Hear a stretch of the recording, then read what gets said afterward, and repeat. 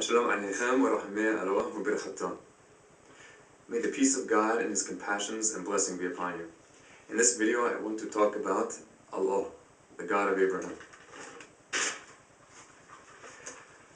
Often among Christians and Jews I hear opposition against use of the term Allah in reference to the Creator, the God of Abraham, on the basis of several misunderstandings and lack of information. One of these is that the name Allah is, in Hebrew, the word for curse, which is, first of all, patently not true. We'll start off by showing you what the name Allah looks like in Arabic. There are 4 letters when it's represented in Hebrew, the Arabic name Allah in Hebrew letters. Aleph, Lamed, Lamed, He.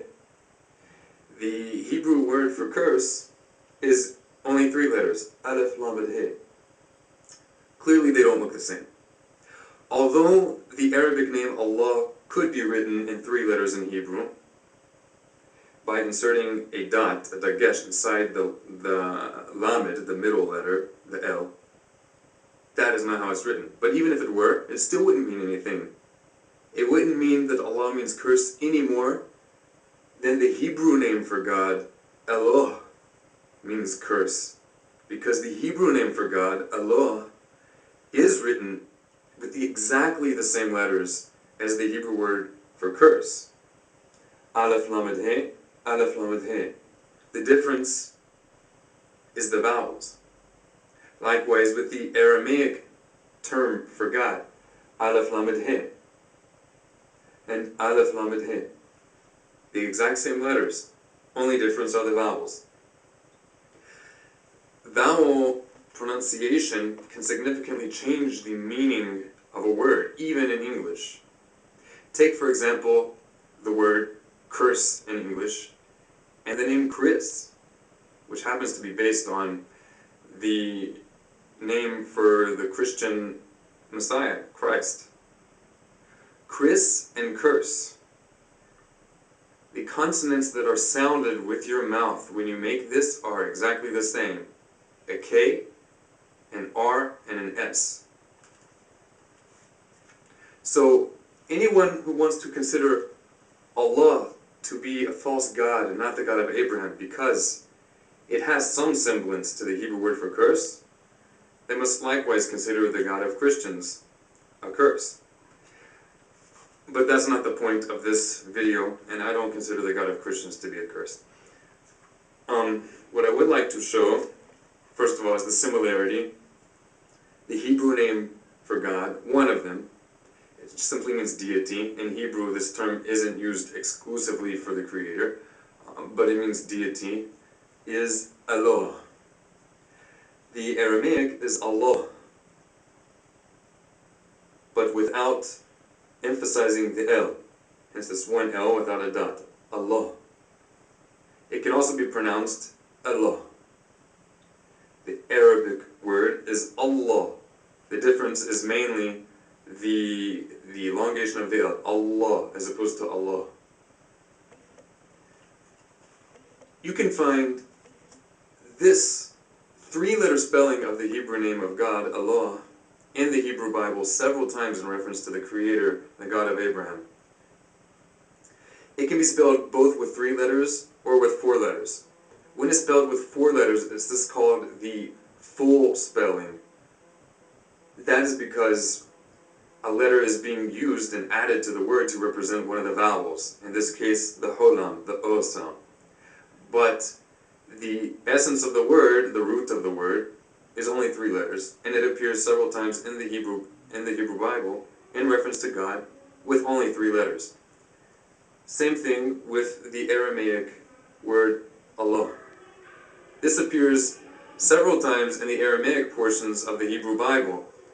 I've counted in the book of Daniel at least 7 times when this appears, both in reference to false deities and also in reference to the God of Israel.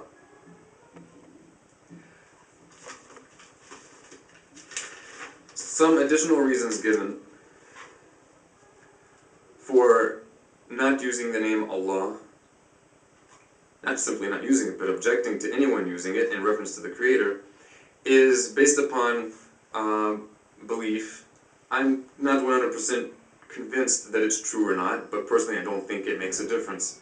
And that is the belief that in ancient Arabia, there was an idol named Allah. And hence, Allah is an idol. And if you pray to Allah, you're praying to an idol. Whether or not there was an idol named Allah makes no difference. What makes a difference is the intention of the people who are praying to the one they call Allah. If when they say Allah, they're thinking of some idol or some physical being in some particular location, or some human being, like the Nation of Islam, then I would agree that that is a false deity. But if the individual is praying to one whom they call Allah, and they have in their mind no conception of any form or any corporality, but the historical God who created the universe, then that is not a false God. Regardless of any disagreement as to how the creator of the universe interacted with mankind. If this isn't a good enough explanation for you, then I will have to request all Christians and anyone else who uses the term God to abstain, please, from using the term God, because the English term God, even in the Hebrew Bible, is used in reference to the name of a false deity. You can find this in Isaiah chapter 65, verse 11. God. There, people are being rebuked for setting up a table in worship of God. So much for the communion table done in honor of God. Another problem and objection to Islam, not that I agree with everything in Islam, but objection should be based on reason and not misunderstanding and contradictory and hypocritical evidences. Another objection given in protest of worshipping Allah is that it was the moon god, and even today you see Muslims often wearing or incorporating symbols of the crescent moon in their architecture or whatever else. You even find the crescent symbol referred to in the Hebrew Bible in reference to pagan Arabians, though I don't think they were yet Arabic speaking, but in any case it appears. Now this doesn't mean that the deity that Arabs worship or Muslims worship is the moon god, even if the moon was associated at one time in history with Arabian idolatry, any more than the Star of David would imply that Jews are worshipping some kind of star god. And after all, it does state in the book of the prophet Amos, verse 26, that God rebukes the people of Israel for having worshipped false gods and having made a star in representation of this God. The same can be true with the cross.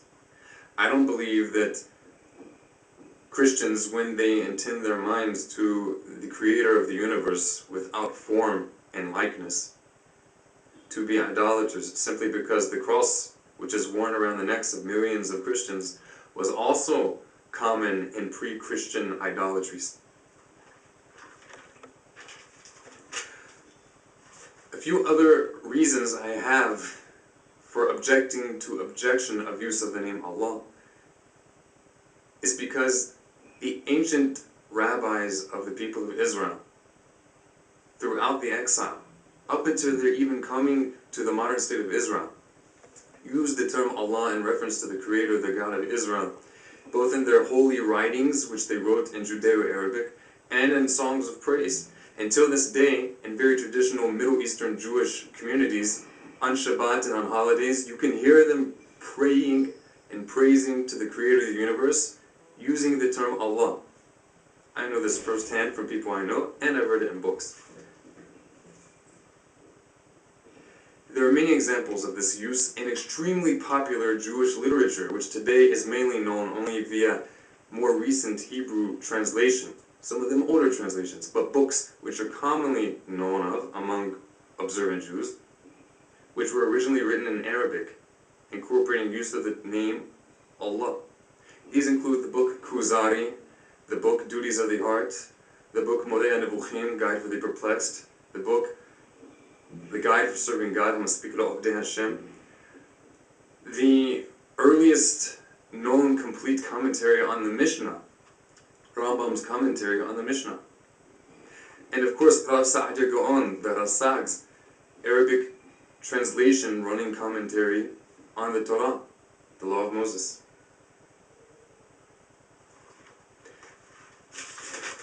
I've recently heard it objected to, use of the term Allah, for reason that, regardless of all the things I've said so far, the God of Israel and the God of Abraham doesn't have the spite and hatred and evil, unbridled anger, as you may find in a human, as we find in Allah, the God of the Quran, who, in punishment for the heathens, will send them to the fires of hell and burn and roast them, and once they're finished roasting, He will heal them just to roast them again. Now, I also object to this concept, and I don't agree with it at all. However, this doesn't mean that the deity that Muslims who do believe that this will happen is a different deity from the one that religious Jews worship. Why? Well, a disagreement over the thoughts and plans of the Creator doesn't mean that those who have disagreement over His plans or His will are disagreeing on who He Himself is, any more than a Jew who has doubt regarding the authorship of the Zohar is worshipping a different Creator from a Jew who is certain that Shimon ben Yochai wrote the Zohar, or any less than a Jew who considers the book of Abraham, Sefer Yetzirah, as being authentically from Abraham, and one who has some doubt about that. Or let's go to more recent things. Those who are convinced that God, the God of Israel, did certain miracles by means of certain great Kabbalistic sages. He's not worshipping a different God than a Jew who has doubt regarding those miracles.